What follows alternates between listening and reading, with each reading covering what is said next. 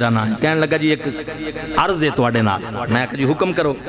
کہنے لگا جی میں تواڈی مخالف ٹیم والوں کھیڈنا ہے تے میری یہ درخواست ہے کہ تسی میرے کو ایک ہاتھ پکڑے آ جانا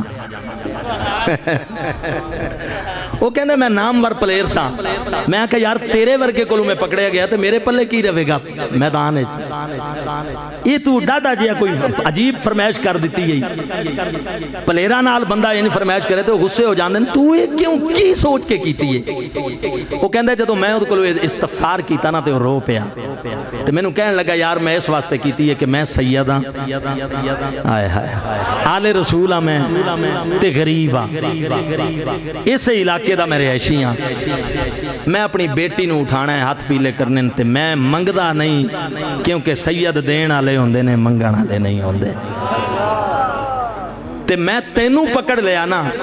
تے میرے علاقے دے لوگ میری خدمت ہی نہیں کر دین گے کہ میں اپنی بیٹی دے ہاتھ پیلے کر لواں گا تے میں تینوں سرکار دا واسطہ دینا تو میرے کو پکڑے آ جاؤں دوستو توجہ کرنا ایک پاسے عزت ہے دوجی پاسے روحانی رشتہ ہے وہ کہندہ ہے کہ میں سوچی پہ گیا میں کہا اچھا میں سوچ کے جواب دینا میں کی کرنا ہے جھٹ میں سوچے آتے سوچن تو بعد جدو میں وضو کر کے اٹھے آنا تو میں کہا اچھا یار گالے وے کہ پہلے ہاتھ تے نہ آویں چوتھے پنجویں تے آ جاویں میں پکڑے آ جاواں گا ہن غور کرنا فیصل آباد دی سرزمین تے اور زرخیز مٹی تے بیٹھن والے ہوتے اللہ دے گھر وچ بیٹھن والے ہو او میانا کہندا جدوں میں پیڑے چ گیا میں گیم کیتی میری گیم عروج تے پہنچ گئی واہ واہ ہو گئی میرے نام دا جناب والا شکا بیٹھ گیا پورے میدان وچ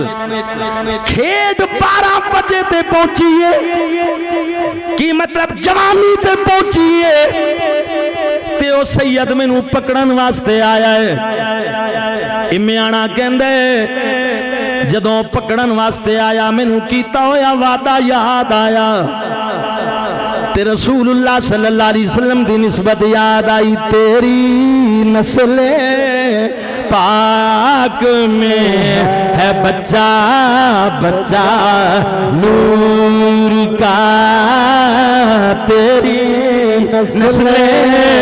پاک میں ہے بچہ